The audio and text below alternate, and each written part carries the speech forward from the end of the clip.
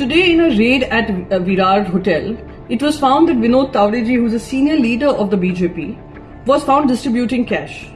There are videos showing cash loads of money, which is probably amounting to 5 crores, and a diary which also states who all the money has been distributed to. We are less than 24 hours away from election. 48 hours is when there is a silence period.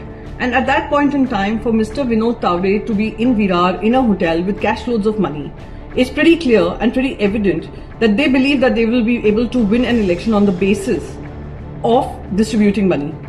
We have been maintaining this from day one, that Election Commission, in some way or the other, should have ensured that this is a free and fair election.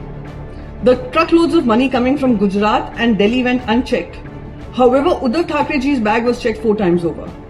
Today, the raid is not by the Election Commission, but by the people of that constituency and the rival candidate who's contesting an election.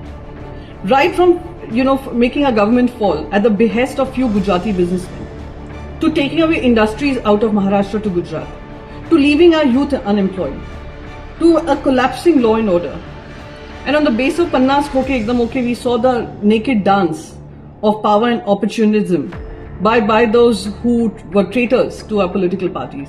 It is now very well established that whether it is the PM Cares Fund, whether it is the electoral bonds, whether it is our hard-earned taxpayers' money, the government, the Bharatiya Janata Party as a political party has won only on the basis of money.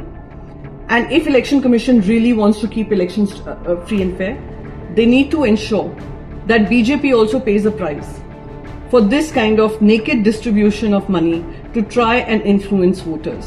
And I request the people of Maharashtra, you have seen how BJP has functioned. You have seen how they have worked against our interests. Do not vote for such people who will use our votes, who will grab power and then make our lives more miserable.